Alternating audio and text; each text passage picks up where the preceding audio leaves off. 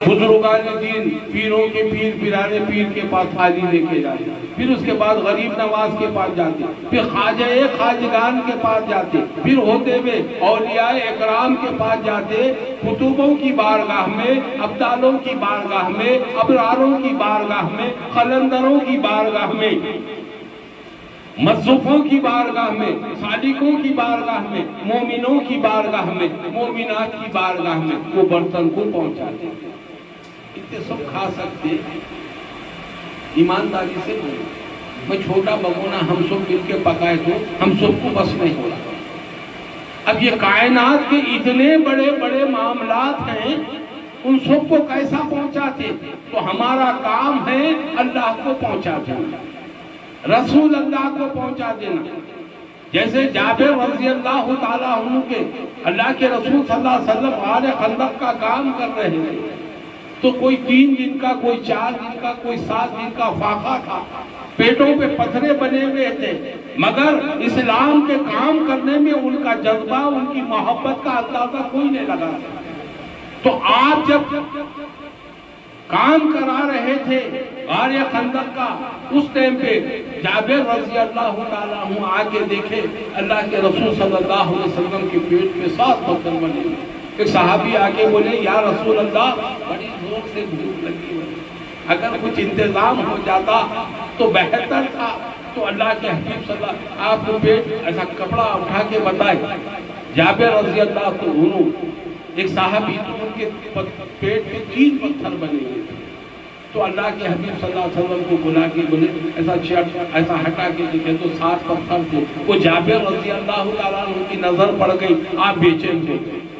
اللہ کے حبیب صلی اللہ علیہ وسلم کو کچھ لقمے لا کے کھلا دو، کیسے بھی کچھ بھی کروں، بھیک مانگوں، خیرات مانگوں، کچھ بھی کروں کھلا دوں۔ ان کی تڑپ تھی اللہ کے حبیب صلی اللہ علیہ وسلم کو کچھ نہ کچھ کھلا دوں۔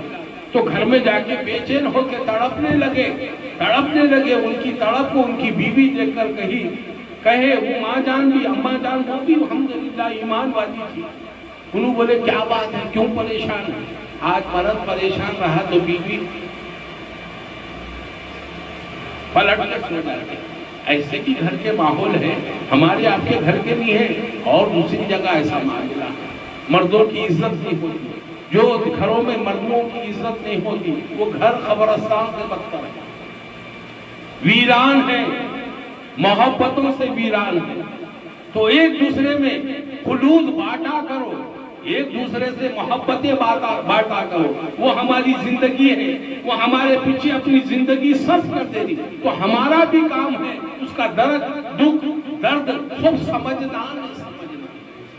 ہمارے بال بچوں کو جیسے ہم تمام چیزوں سے کچھ نہ کچھ لا کے کچھ بھی کریں گے، کیا بھی کریں گے، ان کو لقمہ ڈالنا ضروری ہے، اسی طرح اسلام کے کام میں قدم پہ قدم کو قدم جوڑ کر کام کریں تو ہمارے میں محبت بڑھے گی۔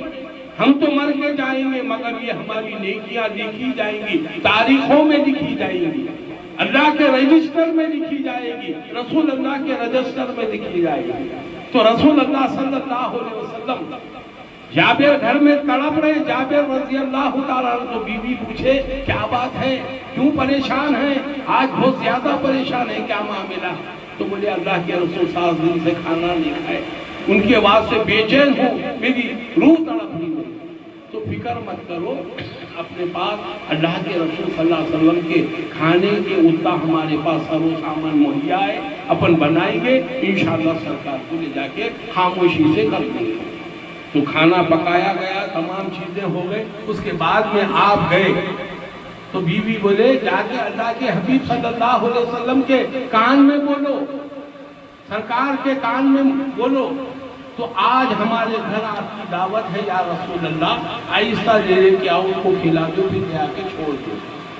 تو آپ آئے، آنے کے بعد گھر میں جو بھی پکا پک گیا، آپ آئے، آگے سرکار دو جہاں صلی اللہ علیہ وسلم کی کان میں بولے یا حبیب اللہ، آج آپ کی ہمارے گھر دعوت ہے، اگر آپ چل کے کھا لیں تو ہماری عزت نوازی ہے۔ تمام چیزیں بول دی، کان میں بولے، بالکل سنو، بولے بازو والے بھی نہیں سنتے۔ تو اللہ کے حبیب صلی اللہ علیہ وسلم اٹھ کے ٹھہر گئے، ٹھہر کے بولے اے صحابیوں سنو، آج جابر کے گھر میں ہم سب کی دعوت ہے، آج جابر کے گھر میں ہم سب کی دعوت ہے۔ بولنا ہی تھا، جابر رضی اللہ تعالیٰ کے پیر سے زمین نکل گئی۔ ایک آدمی کا معاملہ تھا، سرکار کی دعوت کی، سرکار پورا اعلان کرے، گھر میں آگے پریشان ہو۔ تو وہ اماں جان جس کو ہمت اللہ دیا، ان کی بیوی پوچھے کیا بات ہے؟ تو بولے آج جاگے میں سرکار دو جہاں صلی اللہ علیہ وسلم کو یہ بولا، تو کان میں بولے، بالکل کان میں بولا۔ تو اللہ کے حبیب صلی اللہ علیہ وسلم کیا ارشاد فرمائے؟ تو بولے اے صحابیو، آج جابر کے گھر میں سو کی دعوت۔